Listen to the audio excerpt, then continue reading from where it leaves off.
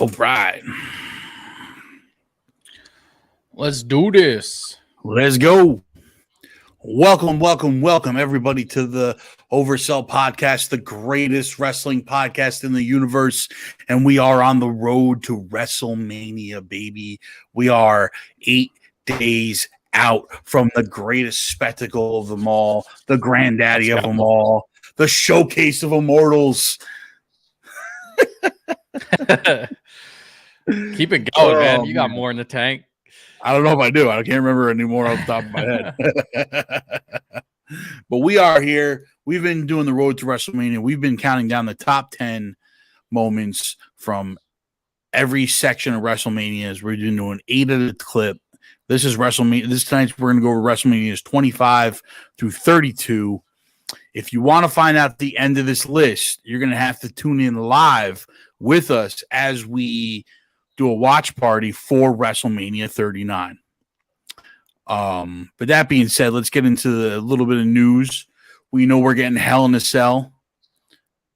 Looks like Brood Edge versus Demon Balor. Yeah. Should be an exciting match. I know we talked about it last week a little bit, but the promo was a little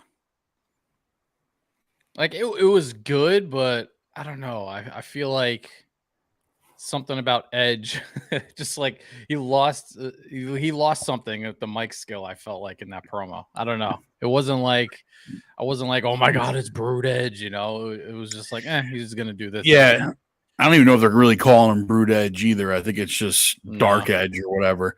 It's the Edge that went up against the Undertaker in Hell in a Cell. It's the Edge that took on Foley in a hardcore match. It's that Edge that I think we're really gonna get. The Dark Edge that will go to any length possible to win that match. Other than that, like, I'm really excited. There's a lot of good stuff that could be happening. The Bloodline stuff is obviously the biggest storyline going into Mania. The promo this week from Cody and Roman. Did you catch that? Bro, it was one of the best promos in the storyline. It was just fantastic. The two of them going back and forth.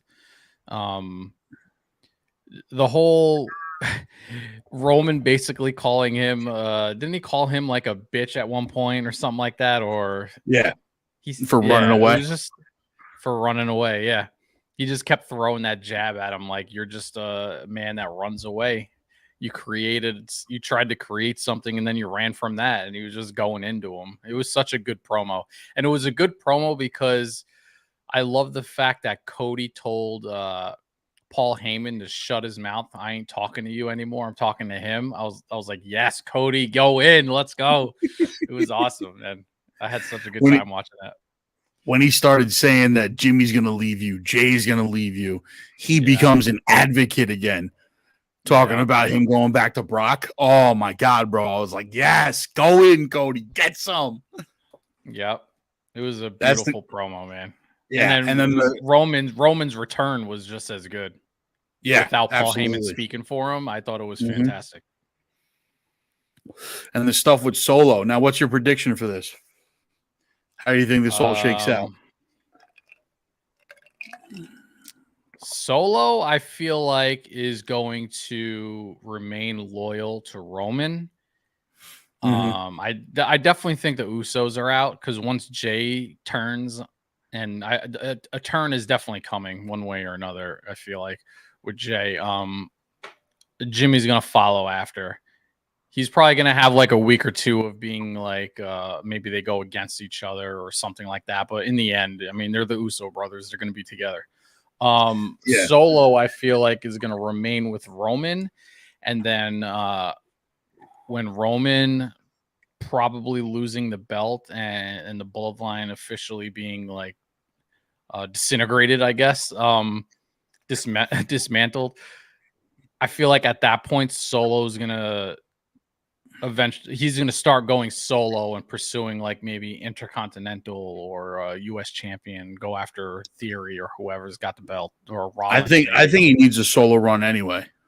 Yeah, no, for sure he does. Solo needs a solo run. You know, it's unfortunate for him because he's kind of like he's kind of like the fifth wheel. He doesn't have like a tag partner. Roman's not his tag partner. Roman's his own solo thing, and Solo kind of just follows along. But he's definitely due for his own solo run. Yeah, I know. I agree with that. Facebook user said, "Sup, babes." Sup, babes. Yeah, I think Solo needs to go on his own run. I'm assuming Roman's going to get some time off after Mania. He deserves it after this historic run. He's been taking a lot of time off though. Like there's weeks where he just won't show up, and you're dealing with the Usos and Paul Heyman speaking for him and stuff. Yeah, I mean he's taking a lot of in-ring time off, but he's still traveling a lot, I'm sure. I got a hot take though. I think Sammy stabs KO in the back. Really? Yeah. Huh. That would be like the ultimate betrayal, man. Holy shit. Yeah. Yeah. And then for anybody out there, you heard it here first before Steve comes on here in 2 weeks. People like, I told you that was gonna happen. I told you. Are you a Condom fan yet? No.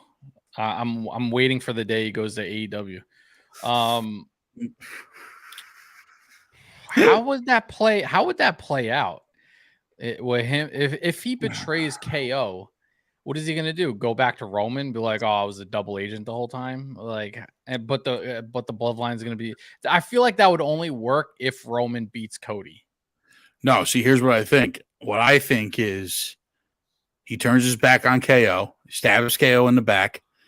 Roman loses the belt, and now there's no bloodline to go to protect him. So now he's got to deal with KO, and they start up a KO Sammy rivalry for this year. I don't know, man. I respect the hot take. I just don't see it happening. The only way I see that happening is if the bloodline doesn't split up. No, see, I go opposite in my mind because, like, if the bloodline does split up, then Sammy's got nowhere to hide. Now he's got to deal with KO for the whole fucking year. Yeah. But so we'll see. They're gonna if they beat the Usos, which I think they are. I think they're going to, because it just seems like writing's on the wall that the bloodline is over. All titles are gonna be gone. Yeah. They're gonna have a title run together, and then maybe down the road he turns on them. I can see that, but that's possible too. Yeah. At Mania during a title match, I can't see him turning. I don't know, but hey, it's your hot take, bro. If it happens, you're the GOAT. You're Nostradamus. We'll see, man. We'll see. That'd be a super twist. They also got to figure out something with these belts because they can't keep them all together anymore. They got to split the tag titles. Yeah, they got to split the heavyweight title from the Universal Championship. Like, this is getting like kind of ridiculous at this point. Like, I was hoping they would do it with Mania. We had originally talked about Sammy Roman have 2 matches. Yeah, have Roman have 2 matches. That's not happening. So I guess Cody's going to wind up having both belts, which we got to see how that plays out. Like, I don't know what's going to happen after that, but hopefully they can figure out something. So, all right, so Cody has both belts, right? Who's the first opponent in Raw to come after him, and then who's the opponent in SmackDown to come after him?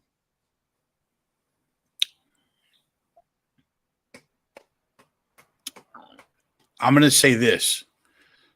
Gunther is facing Drew McIntyre and Sheamus in a triple threat for the IC title. Gunther loses that, goes after Cody. Okay. For the heavyweight championship. Gunther's a SmackDown. Yeah. Yep. Raw. It's got to be Rollins. I have maybe a hot take. The return of Randy Orton coming after his legacy, bro. I'd agree with that. I don't think he's physically ready yet. Like story-wise, you're 100% right. That's a great storyline. from everything I've read, we may never see Randy Orton again, which is a shame. Which is a shame, absolutely a shame. But I do agree that that's a fantastic storyline to go after. But I just don't see it happening only because of the injury. Yeah, only because of the injury. I from everything I've read on Randy, it's just he's not nearly. I'm hoping. Able to be back yet. I'm hoping they're pulling like or on you. Or it's Sammy. Sammy going after. Maybe. Cody respects him. I can see KO going after him. KO, yeah. There's a lot of options on the Raw side. I just don't want it to be like Brock. All of a sudden, Paul Heyman's with Brock and he's going after Cody. No, I agree. So boring. So boring. Or Braun Breaker shows up on Monday Night Raw. Braun Breaker. You've been saying that name forever. Oh, I'm telling you, man. Like, if you've ever seen him in action, I'm telling you, you're going to love this guy. I haven't. You're going to love him. I promise you that. All right. So that's our predictions for WrestleMania so far. We are going to go into the list. Oh, real quick. Yeah. What did you think of the Rhea Charlotte promo? I thought it was I loved it for the fact that they just went toe to toe the entire time, and they did what the guys had like a solid brawl too. Like a solid brawl. Like that was like a Lesnar Lashley style brawl where they're beating up referees and security guards. I love the angle of Rhea looking at Charlotte and be like, everybody fears me, but you don't. Yeah. And now I got to put that fear into you. Yeah. I love that's a fantastic angle to be taking on this. I love it. I'm actually really excited for that match. That's the only women's match that I'm really excited for because I feel like Bianca and Asuka is just going to be like another everyday match. Like I don't see Asuka winning. Like I think Bianca's just going to win it. Rhea's probably going to beat Charlotte. Either of them.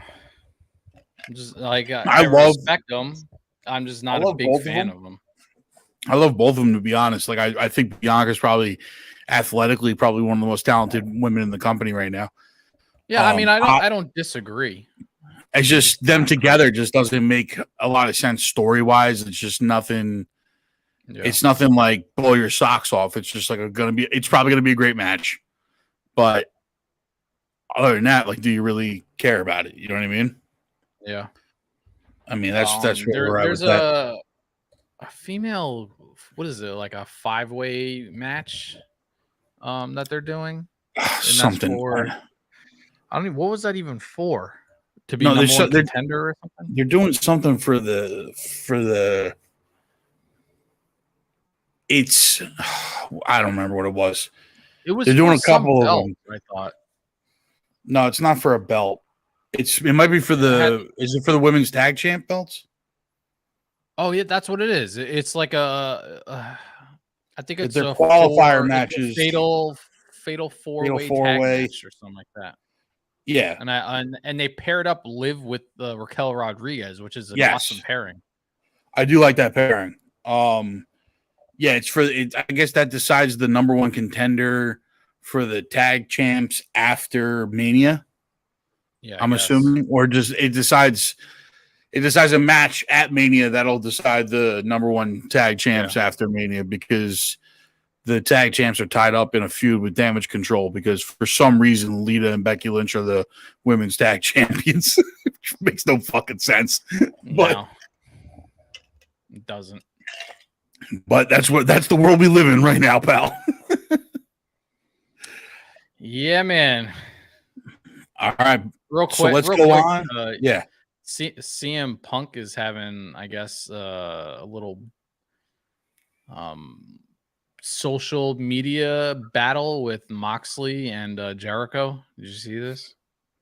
Oh, I saw something about it, dude. Like, I'm so out of the AEW at this point. Yeah, he wants to come back, but he's like he's like publicly blasting the locker room, basically. It's like, bro, that's not how you come back, man. Dude, at this point, the guy has become the same thing that he has fought all these years. He's become his own monster.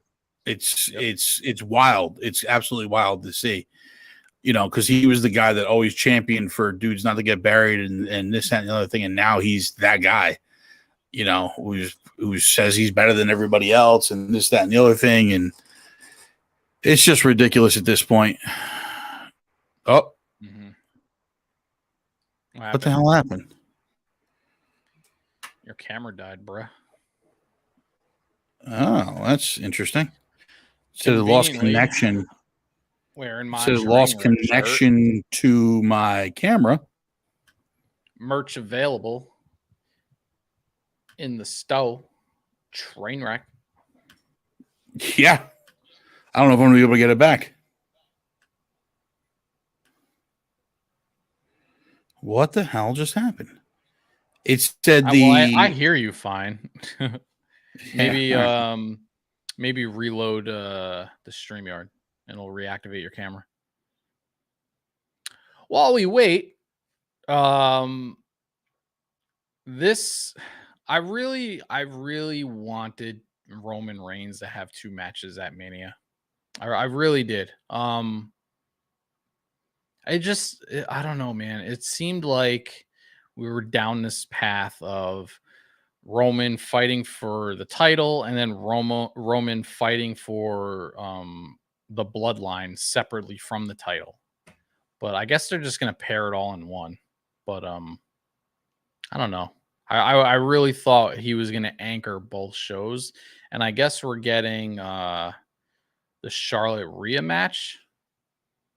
The Charlotte Rhea match is anchoring the first night, and then Roman Cody is going to be the second night.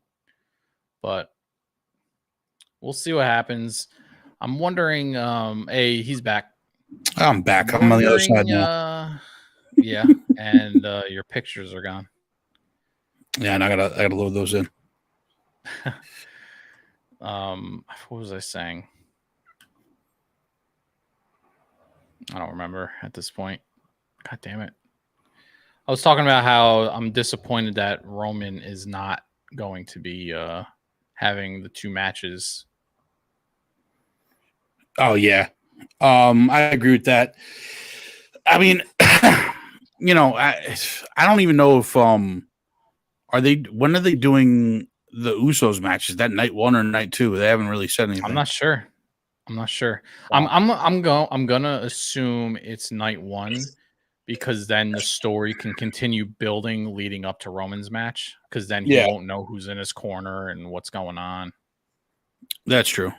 I thought they would all be on the same night. Because then if the Usos lose, it can kind of lead right into that match. Yeah. But we'll wait and see. It's going to be a lot. We got a lot coming up this weekend. We got the Hall of Fame. I'm going to be going live. I don't know if anybody's joining me, but I'm at least going to be doing a watch party for it. So anybody that wants to watch the Hall of Fame with me, you're that's like, what is that like 2 hours long? Yeah, it's. I don't know how long it is. It shouldn't be that long. Yeah, I think that so far the only people they've announced are Rey Mysterio, the Great Muta, and there was one more that I can't remember right now. Yeah, I don't remember. Which is odd because I feel like we would already know the whole class by now. I mean, if not, there would be like one left. Because usually they announce them every. Because we still have one more SmackDown and Raw. No, 2 more SmackDowns and Raw. 2 more SmackDowns and Raw. 1 Raw, yeah. I don't know. Yeah, there's got to be some sort of, because it's the Great Muta, Rey Mysterio, and I think somebody in the celebrity, Andy Kaufman. That's right, Andy Kaufman in the celebrity wing. So other than that, like, they haven't announced anybody else, which is wild. I'm sure we're going to be getting an announcement on Monday, but they should really be ramping that up, unless they're only going to have 4 people. Do you think Dom attacks Ray at the Hall of Fame, and then that sparks? Nah, they usually don't. I think whatever happens on Monday is going to spark the fight. They usually don't bring the storyline into the Hall of Fame. It's usually pretty pretty down the road of like an award ceremony, you know. Like last year with The Undertaker, they let him just do like a one-man show for an hour and a half. It was wild. It was one of the best things I've ever seen, but you know, there was very, I'm not sure if they're going to do that again for Ray, like, but it's going to be very interesting. I know Conan's inducting him, and all of that. Ric Flair's inducting the Great Muta, which is wild. Mm-hmm. So, and I'm sure Jerry the King Lawler is going to induct Andy Kaufman, but all right, let's see here. Ladies and gentlemen, we are on the road to WrestleMania, and this is WrestleMania's 25 through 32, your top 10 of this week. And we're going right to number 10. Lay it on me. Orton versus Rollins at WrestleMania. What did I have written down here? 31. 31. This is the greatest RKO of all time. I don't care what anybody says. This moment was freaking amazing. First off, the match was phenomenal, right? It's a crazy match, back and forth the whole way.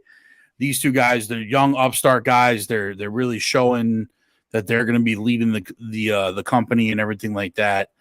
And they put on an absolute show for this one. Hold on, going the wrong way.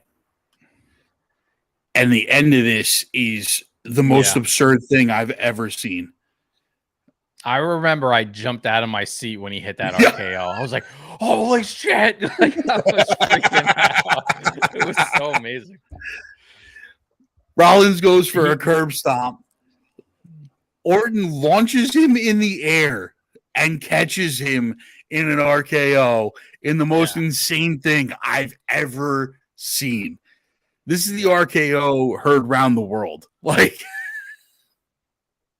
this is insane. I like the ending of this match will forever be just straight chaos in my eyes. Like, you're never going to see something like that again. It was absolutely one insane. Of the most creative RKOs he's ever done, and he gets so creative with his RKOs. Yeah, absolutely. And it was just bonkers. You talk about moments, like everybody remembers this. Mm-hmm. You know what I mean? Like everybody remembers this. You don't need to even say it. Like once you saw Orton and Rollins, you know that this is the greatest RKO of all time. This also kind of launched Rollins, this WrestleMania in particular. I mean, we're gonna get into a moment later on in the list that really launched him, but this moment really, really like made Rollins who he was in the company. So yeah. We're going to go to number 9. Number 9. We're going backwards for this. My pictures are all out of whack here. Here we go. The triple threat first ever WWE Women's Championship match. So the newly given belt of the WWE Women's Championship, right? Because before it was the Divas Championship. And before that, it was the WWF Championship. They picked the 3 best chicks that could do this match: Charlotte, Becky, and Sasha. And they stole the show at WrestleMania 32. Absolutely stole the show. This was the best match of the night by far. Really, like at this point, they were doing the women's evolution, the women's revolution, all that stuff. This catapulted that entire idea that women could headline WrestleMania. Yeah, I'm surprised you have this ahead of that RKO though. That Orton Rollins match. Well, that Orton Rollins match really didn't mean much. It was just a great moment. You know what I mean? This means more as far as I'm concerned. With the direction of the company, you know. Was this was the first time Charlotte won, right? The title? Yes. Well, it was the first time she won the WWE Championship. She was the last Divas champion. So she was the she was the last she was the last champion to hold the Divas Championship. And yeah, she won this title, becoming the first ever WWE Women's Champion. And then they started the Raw and SmackDown Championships too. So I think she's also the last sole WWE Women's Champion, if I'm not mistaken. Maybe. I'm not sure. Who knows? But at this point, like this match, we don't get Rhea versus Charlotte in the main event of night one this year without this match. Without this, yeah. For sure. I agree with that. You know, so 100%. I think it's one of those things that's got to be acknowledged. It's number 9 on the list. WrestleMania 32, the triple threat women's match. And we are going number 8. Hold on. So looking ahead, since this is your only 32 moment that you have on your list. Yes, I do have some. I do have some moments from 32 that are a couple of honorable mentions. If you want to mention anything. Do you want to go? Well, did you enjoy the Taker Shane McMahon Hell in the Cell match? Wait, at 32? Mm-hmm. The Taker who? Hell in the Cell match? Shane. Oh no, that match is bullshit. Come on, man. Shane always gives you like a weird moment in his match. Shane McMahon will never be on my top 10 list. Okay, yeah. let's. No, I'm not saying it deserves to be on the list. I'm just saying it is. Like, that guy just inserts himself into the biggest bullshit matches for of sure. all time. And then you had the 32 match that I had as an honorable mention is the IC title ladder match. Oh, no, okay. No, not even Cena and Rock, because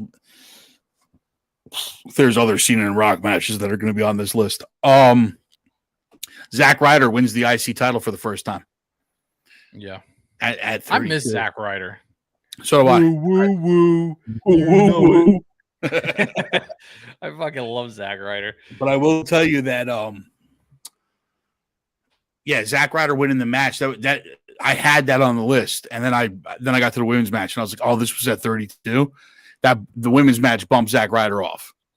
Yeah, because him winning the IC title was a huge deal. Like it was big. That picture of him just holding the title up. Razor Ramon's his biggest hero. Talks about the HBK Razor match that Razor won the ladder match that he won the title off of. All that stuff. So. Yeah, that was a shining moment from 32. But other than that, 32 was kind of like, besides those couple of matches, like 32 was kind of like trash. Yeah, and the card was good. It wasn't like super memorable. Nah, it was because you had the Usos versus the Dudley Boys, which you would think off the top of your head, like, wow, that's gonna be nuts. And it was like, it was okay. Yeah, it wasn't anything. Then, Jericho versus AJ Styles. Yeah, which was a great match, but it was just kind of like Triple H Roman Reigns match, but that was when Roman Reigns was boring as fuck. Yeah, exactly. The Triple H Roman Reigns match was just like, because that's when they started doing Triple H versus Roman Reigns like every fucking night. But yeah, so going to our number 8 pick on this list here is we have, hold on, got screwed up here. Number 8, WrestleMania 25. This starts a 4 WrestleMania storyline. Yeah, go ahead. Well, I just put it up on the screen, so. I'm not looking at the screen. The Santina Morella wins 25 Diva Battle Royale for Miss WrestleMania. No. Stop it. Come on, man. That one might make it on worst matches in WrestleMania history. Oh, it's so terrible. So terrible. You had a mixture of like chicks that were starting to like really like get over and start doing bigger moves and start like doing more stuff that the guys were allowed to do. Like that was a battle royal that the girls weren't even allowed to go over the top rope. Yeah. Like they made some rule where all strange. The feet have to hit the floor type of thing. It was very weird. Very, very weird. But the Taker versus HBK HBK decides to go after the favorite. It's one of my favorite matches in Mania. Yeah, this match. So now this match starts a 4 WrestleMania storyline with Taker, HBK, and Triple H. That goes on to become probably the best 4 matches in Taker's legacy. You know, even he has said that his matches with Shawn and Triple H, he said in his Hall of Fame speech, his matches with Shawn and Triple H are the best he's ever done. And man, that entrance was absolutely amazing. It's got to be the top 5 WrestleMania entrances ever, because this is top notch. Top notch theater. Like, this absolutely is perfect. Shawn dressed in all white, coming down on the lift. Yeah. All the smoke, like he's coming down from the heavens to fight the demon that is the Undertaker. The Undertaker coming out from the darkness, from the depths of hell. Yeah. And this match was absolutely amazing. Absolutely amazing. The piss out of each other. It was so good. Yeah, it was wild. Absolutely wild match. It left both of them on the brink of just total exhaustion. The match went on forever. There was pinfall after pinfall after pinfall. It just couldn't end, man. And the Undertaker pulled out the victory, making him 17-0 at WrestleMania. Yeah, it was a fantastic match. Like I said, it was one of my favorite WrestleMania matches of all time. It was so good from start to finish with the entrances and everything. Absolutely. Which brings us to WrestleMania. You know what's funny before we move on? You know what's funny? Go ahead. If Shawn Michaels ended the streak there, I wouldn't have been upset. I agree with that.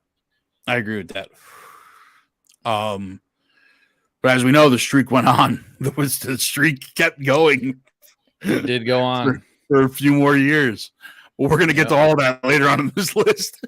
This is I'm going to tell you right now, this is a very hard list to do this week, because for all our listeners out there, the WrestleManias 25 through like 30 were basically all about the Undertaker.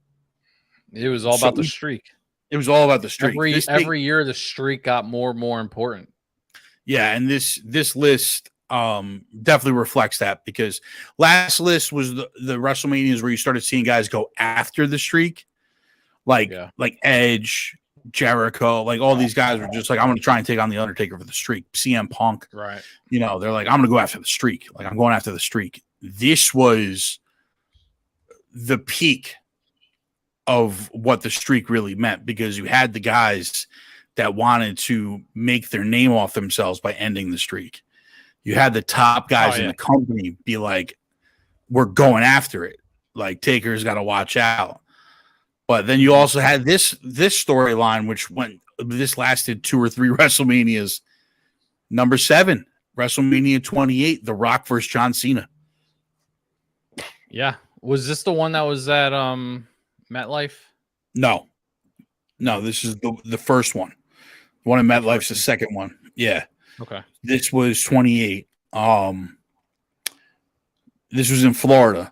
Tampa. Rock's hometown. Yeah. Rock's hometown. He comes out of retirement. Not that he was ever really retired. He just shows up whenever The Rock wants to, because The Rock does what The Rock wants. Yep. Faces John Cena. This is icon versus icon. The Rock's been on so many matches of our top 10s. Stellar promos leading up to this match. The two of them going back and forth, talking shit to each other. Yes. Singing, rapping. Yeah. At one point, Thugonomics came out, and you're like, oh my God, this is ridiculous. It was so good. Probably some of the best promos we've ever seen leading up to WrestleMania was around this match. This match, The Rock ends up winning and wins the title to not be seen again for another year. which was rough. Like, this was, as much as I love this match at WrestleMania, it led to like some weird stuff in the company, because like you had Rock having the title, but he was never defending it. He didn't defend it in any other pay-per-views. You know, it was basically non-existent.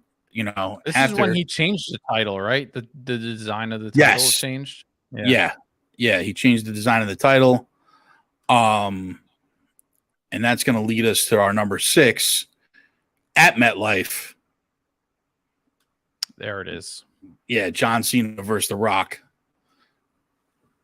at MetLife. Part 2. And this is the one where John Cena gets over, man. The number 6 spot. You know, this was another, like, the months leading up to WrestleMania with them going back and forth for promos. Like, these guys can't miss on these promos, man. Yeah. Absolutely amazing. This was, I think that's the other one, but yeah, this was at MetLife. This match was just as good as the other one, and it's like it's almost. I was like very upset that I didn't get a chance to go to this because I was actively trying to get tickets, and then they fell through the last minute, and I was so pissed, man. I wanted to go to this one so bad. I can't wait for it to come back around. I'm glad you were, because this was a great Mania. And this was the most surreal thing I've ever seen in real life, because I was sitting nosebleeds. Don't get me wrong. Like, I did not have good seats, but I was there. Yeah. And the feeling of this crowd was undeniable, especially when this match came on, because this was WrestleMania 29. 29, you really didn't have much else. You know, 29 really wasn't, you know, you had some weird stuff happen, some kind of good stuff, like, but the matches for 29 were not anything crazy. You know, this was the match. This was what really led to everything. The heavyweight champion match was Del Rio versus Swagger. Like, yeah, that's what I'm saying. Like, it was just a weird time in wrestling because there was no real, like, it was just, I don't know. It was just, this was the only match that really mattered on the card, and this was the match that everybody wanted to see. So that's our number 6, WrestleMania 29, Cena versus The Rock. And The Rock put John Cena over, you know. He gave him the win. Cena takes the dub, goes on to be the John Cena that we all know and love. Big match, John. I will say about this WrestleMania, I went to the Raw after it, and it was by far the best Raw I've ever been to in my life. See, that's what I wanted to go to. I was trying to get tickets to that. My ticket fell through for that. Bro, it was so loud. It was incredible. The crowd was electric from start to finish. It was the birth of Fandango's chant. Bro, I was walking in the corridors, leaving the arena, and people were still going nuts, like leaving the building. And in the parking lot, people waiting in traffic to get out of the parking lot. And you see people with their hands out the window going like this. It was nuts. It was just a bonkers night, man. Yeah, I remember watching on TV, just going like, I can't believe this is happening, right? They were cheering Michael Cole. They were cheering for JBL. They were cheering W. Rob Van Dam. Like, Rob Van Dam wasn't even in the company anymore. I know. They cheered they were cheering the cameraman, like literally everybody, bro. And then one of the loudest pops I've ever heard was because they were chanting Dolph Ziggler all night, and the loudest pop I ever heard was when his music hit and he came storming out from the back to cash in his Money in the Bank. Yeah. I was like, holy shit. Like, it was so good, man. That was just a crazy show. Now, that wasn't the one the Dudleys came back at, was it? No, because that was at the Barclays also. That was after a WrestleMania. Yeah, no, this one was at the Izod Center. Oh, okay. Yeah. Yeah. That one must have been later on. Number 5. The career match between HBK and The Undertaker. Yeah. This is HBK Undertaker 2. This happened at WrestleMania 26. This was the end of Mr. WrestleMania. He retired after this, would still show up to do fun stuff, but basically this was it. This was Shawn's last match, and what a match to go out on. He went out on his shield. Taker did what Taker does and won. making him 18-0 at WrestleMania. Yeah. And this Sean match wanted one more crack at it, man. He gave it his all. He wanted one more crack, and Taker told him, like, you got to put your career on the line. I can't let you keep doing this, because when I beat you, there's no coming back. And he knew it too. Match was absolutely amazing. Like, these two matches back to back at WrestleMania is like, normally I hate when they do like the same match over and over and over again, but there was something special about HBK and The Undertaker. It really resonated throughout the WWE and with the fans. Like, this was an emotional match, especially for a WrestleMania that you knew was going to be like just absolutely wild. Like, it meant so much with the streak and everything like that. You know, it was just phenomenal. That's the only one I had from 26. Do you have any honorable 26? Yeah, because it kind of plays into my thought of this WrestleMania. Randy Orton defeated Cody Rhodes and DiBiase in the Triple Threat Legacy match, and it was a good match. It was a good match, and it's one of the reasons why I would love to see Orton come back and go after Rhodes for the title. Yeah. And like, listen, I completely agree with you on that. I'd love to see Orton come back and go against Rhodes for the title. It's just unfortunate that he's injured. You know, that's the only reason I don't think it'll happen. You know, and I would love for that to happen. I'm hoping he's just remaining silent and he'll just shock the world and come back. Because hopefully, we've seen other people come back and do it. Hell, you have what's her name, Paige Saraya. She's back wrestling like nothing happened. You know. Absolutely. You also had Cena versus Batista at this WrestleMania. It was a pretty good card. You know, this was kind of Batista on the way out too. So, you know, it was interesting to see Cena versus him at 26. So now we're going this was his last match before the I Quit match, right? When he was like, give me what I want. Right? This was the Mania before he did that, because he left for a while and then came back again, right? No. WrestleMania 30 is the last one before he did that. Oh, really? Yeah, we'll get to WrestleMania 30. Okay. You'll remember what it is once I bring it up. All right. Number 4. Should be no surprise to anybody. It is Triple H. The Undertaker.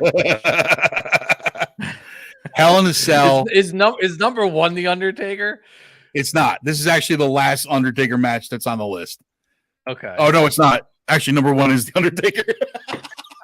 You spoiled it. Damn it. Sorry. All right. But this is the Hell in a Cell. This is the defining moment from these 4 matches. This is a finale to a storyline that lasted 4 WrestleManias. Shawn Michaels is a special guest referee at Hell in a Cell. Triple H takes on the Dead Man in a brutal match. Yeah. Like, absolutely brutal. That's the thing with Triple H. Like, when he commits to a match, like, he goes all out, man. He don't care how bloody he is, man. It's so good. Absolutely. And neither does the Undertaker. And this just went on forever. Shawn getting in the middle, it was emotional for him.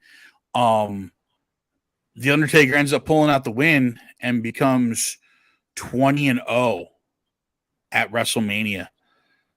And goes on to just really cement that he's the phenom, cement that he's the best that's ever done it. And the ending of this match, he pins Hunter. They lift the cell. No one can move. They all have to all 3 of them have to help each other up the stage, up the ramp. And they all just wave to the crowd like completely depleted. Yeah. It was such a moment. You thought this was a better moment than White Hat Shawn Michaels Undertaker match?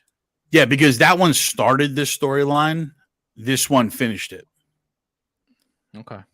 And the moment of them at the end here, this moment in particular that I have up on the screen where they're just leaning on each other. Like you saw the amount of mutual respect that they have for each other, all three of them.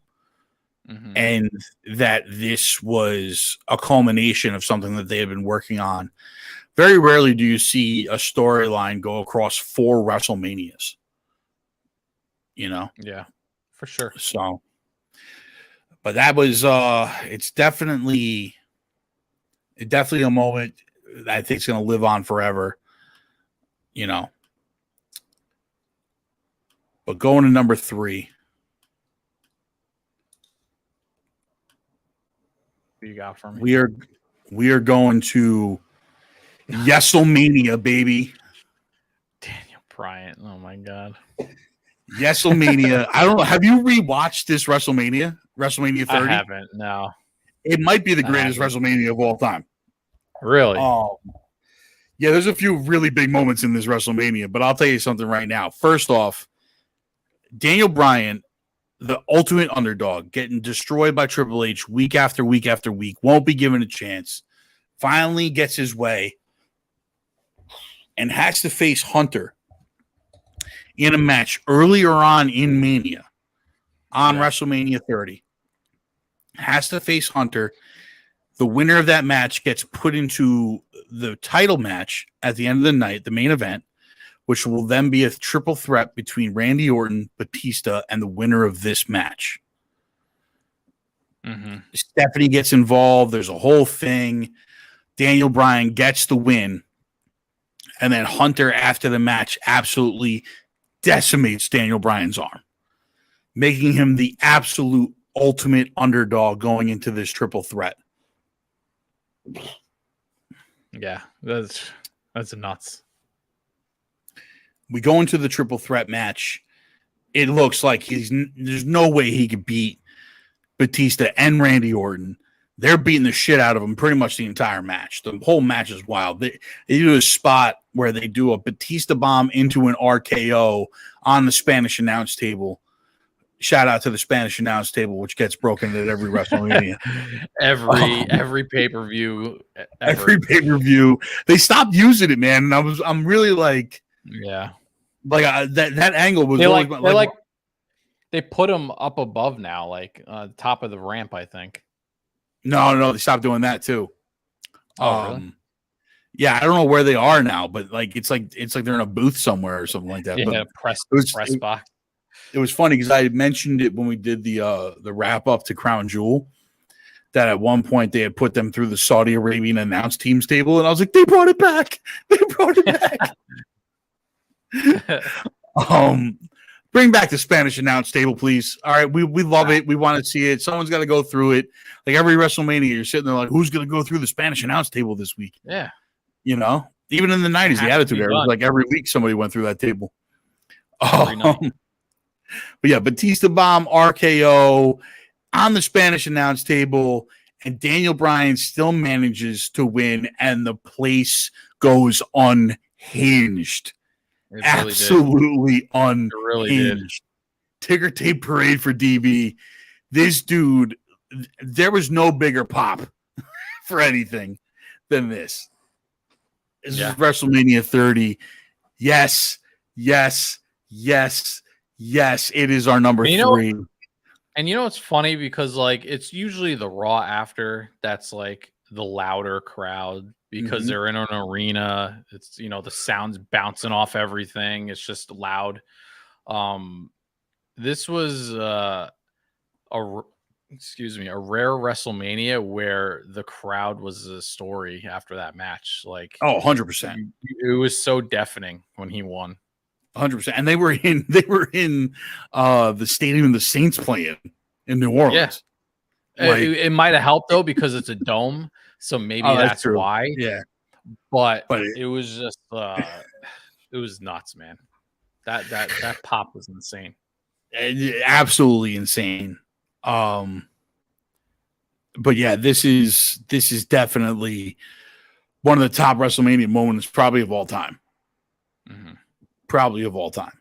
These WrestleManias gave us 3 moments that'll probably, these top 3, I'm not gonna lie, they were very difficult for me to rank like which one should be above the other. Because I think all three of these are probably greatest moments of all time of any WrestleManias. And we got them back to back to back, which was crazy. Two of them were on the same night. Two of them were on the same night. In the top three, two of them were on the same night? Yeah. Okay. This was WrestleMania 30, our number 3. Oh. Yes. I remember. Number 2, WrestleMania 31. Brock versus Roman. The reason why this is the number 2 spot isn't because it's Brock versus Roman. Yeah, please enlighten me, because you lost me on this one. I know. It's trust me, because this match was kind of boring. But then the heist of the century happens. Oh, First time ever. The Money in the Bank has been cashed in on WrestleMania. Do you know it's never been cashed in on WrestleMania until this night? Rollins sprints down the ramp, cashes in Money in the Bank, turning this into a triple threat, gives both guys curb stomps, and walks away with the championship, cementing Seth Rollins as the next guy. I completely forgot that happened. Of the century. This is the greatest Money in the Bank cash-in of all time. All right. I'm with you now. I know. I'm with you. Because I saw that, I'm like, really, this match? But I could. No, listen. I could, if it wasn't for the heist, they wouldn't have even made it onto the list. Yeah, I promise you that. This heist has nothing to do with Brock and Roman, and everything. That makes me feel better because we're in top 2 territory. I'm like, really, man? Yeah. John would have lost his mind if he was here to see that first picture. when he listens back, he's gonna flip his lid. But yeah, heist of the century. It's just a moment that'll live in infamy. They still talk about it now. This is one of Rollins' accolades, that he's the guy that committed the heist, you know? Yeah. Big time WrestleMania. This was WrestleMania 31. Right? Yeah, WrestleMania 31. Do you have anything else from 31? 31 was pretty good. It was. 31, we got Triple H versus Sting. Undertaker, Bray Wyatt. Yeah, it was a good match. It just, solid. The promos, I like the promos leading up to it more than the actual match. Yeah, so did I. 31, we also got Triple H versus Sting with the NWO versus the DX showdown, like 40 years too late. Yeah, Yeah, it was a bunch of guys in their 70s fucking facing off against each other.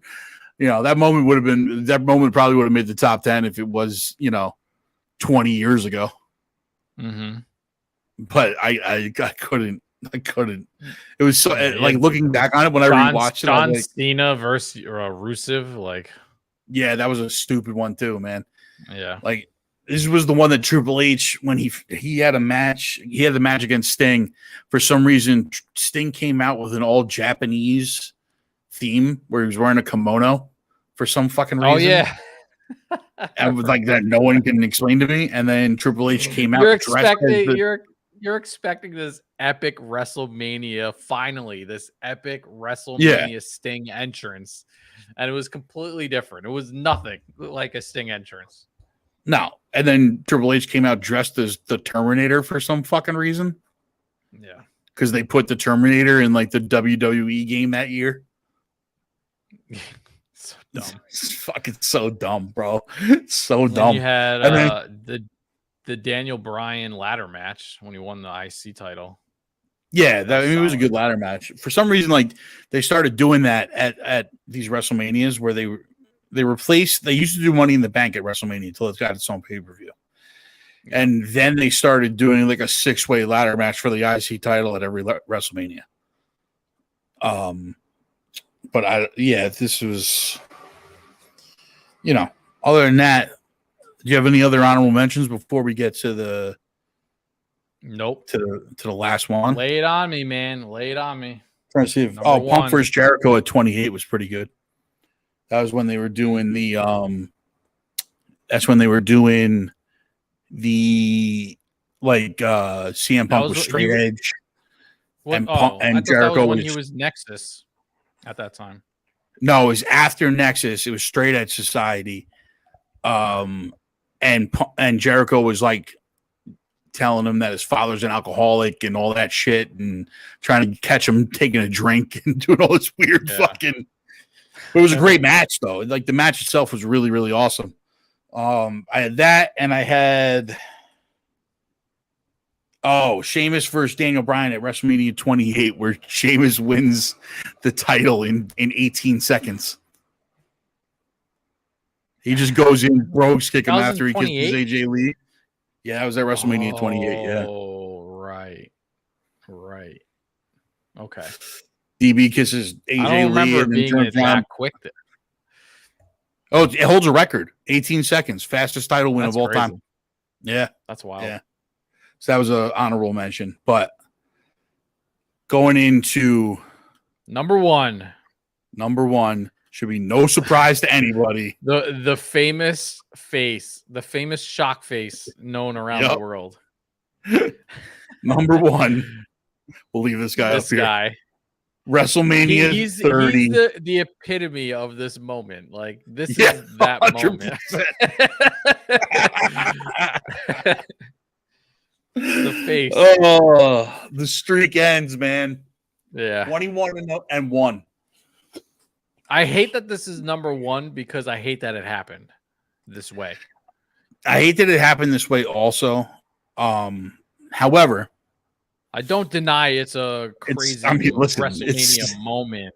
It's shocking, so I get that part.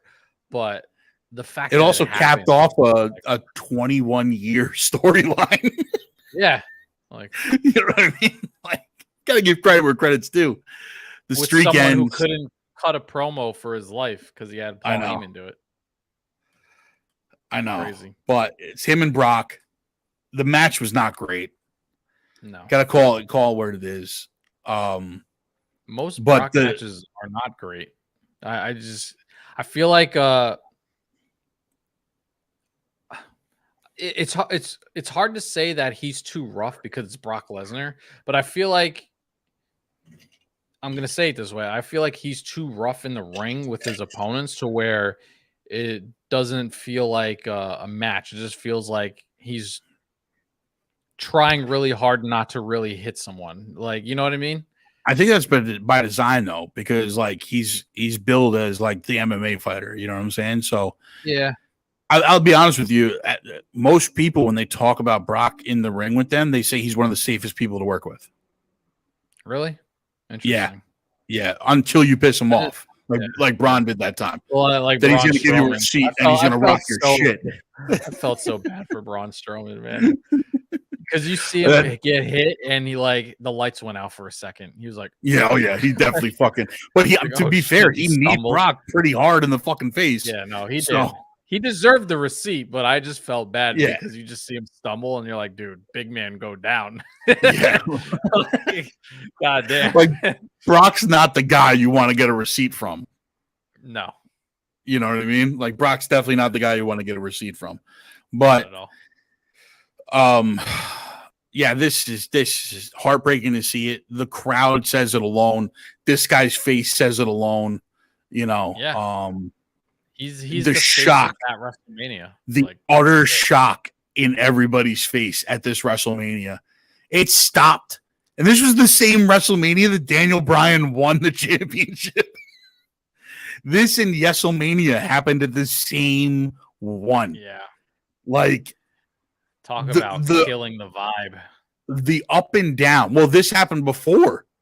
Oh, this happened before DB. Daniel Bryan? Oh, okay. DB closed out the night. So first you have the up of DB beating Triple H. The place goes nuts, right? And then you crush them with this. You crush their souls with this match. and then like bring this them guy, higher. I don't know if this guy ever recovered. Like I think he's still His hurt. face still looks that way.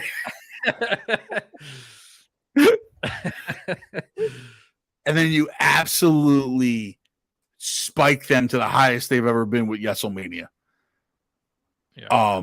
But yeah, I mean, like, listen, man, he's the Undertaker. He's the greatest of all time, in my opinion. The guy's got longevity. He went 20. This was 21-1. He did a couple of WrestleManias after this. I think his final record wound up being like 24-1 or something like that. Brock's, I think, the only guy to beat him. Maybe Roman beat him once. I don't remember, but yeah, I'm not sure. I mean, the last Raw I went to happened to be a night that the Undertaker came out, and it was very rare for him to come out on Raw because he was usually like in the video, or like he was rarely there in person unless he was actually like in a match or some kind. And I felt honored that he like graced us with his presence that night, because it was a rare time that I got to see him, his full entrance and his attire, like everything, and it was like towards the end of the career after the streak where he was like getting ready to wrap it up. Yeah, so his overall WrestleMania record is 25-2. With the 2 losses being Brock and Roman. Yeah. But if I remember correctly, he put his gloves in the ring after this on Monday, right? He put the gloves and the hat in the ring and left, signifying that he was retiring. And then he came back. And then he came back. He came back because he thought that end to his career was bullshit, and he hated Vince for that. And he's openly said that in podcasts and stuff. He's like, that was such a garbage storyline to close my career on, which is the reason why I came back. Yeah, I mean, I know that he's talked about respecting Brock and wanting to put Brock over, and that's why he did it. Mm-hmm. But I think after it was done, he kind of regretted that decision, because I think he realized that like it could have went so much different. I would have rather, honestly, that it been he retired after the match with Hunter. And just left it at 20-0 and called it called it a night. Because after that, he went on to face CM Punk 21-0, loses to Brock 21-1, then went on to face Bray Wyatt at 22-1, Shane McMahon 23-1, which was a joke. Roman beats him, and then he takes on Cena and Styles to finish it off. So I would have liked, actually, at some point, maybe instead of Brock, this should have been Cena, and Cena beats him. Yeah. But this is also like Cena's winding down his career too and going part-time. A little bit, but I mean, it had to be the number 1 spot on the list, though, man. Like the streak. Yeah. Trust me, I was up in the air. Face is number 1 in the list for sure. I was up in the air on this. I really didn't know, but I just knew that the streak had to be number 1, especially since the list was mostly about the streak anyway this week. So, yeah. But that is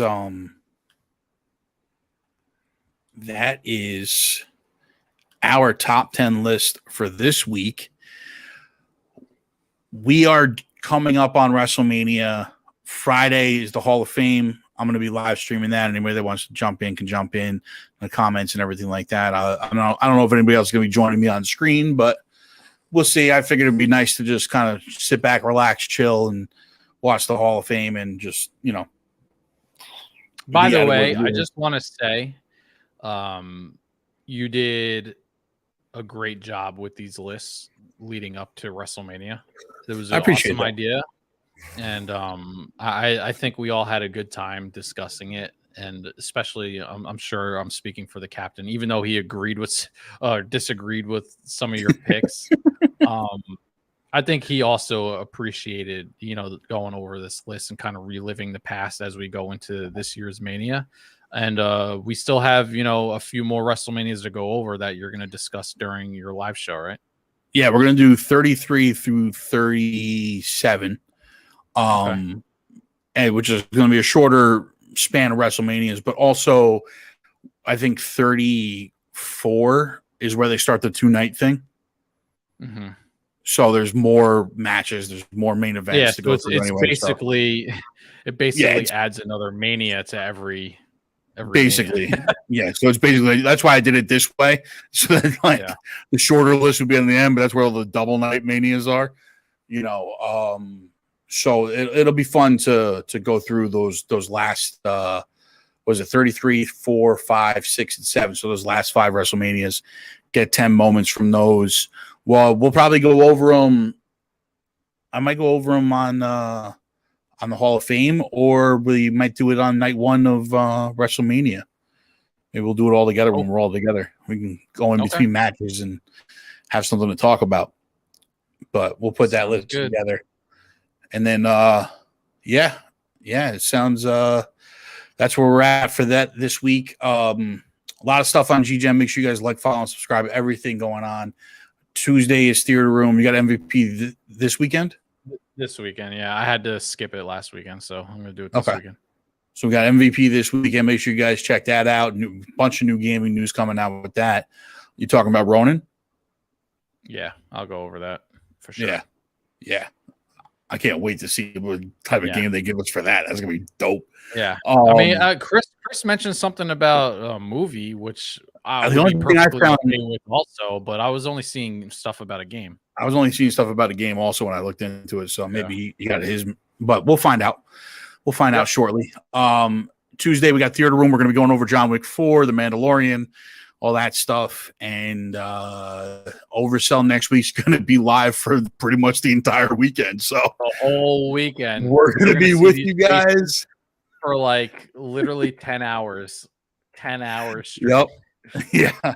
And probably the Monday Night Raw afterwards too. And then I think I might take a break for a week after that and just kind of reset for a little while. Because there's been a lot.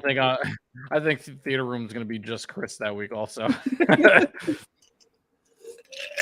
But I think that's everything we got coming in. Oh, if you guys haven't seen it, check out my man Scythe X is over here, comedy reaction to Chris Rock's bashing of Will Smith, because it was fantastic. Dude. Your reaction was awesome. He went in on him. I know he went in. I told you to do it because I was like, just watch the last part of it. You don't have to watch the whole thing. That's the part you got to react to.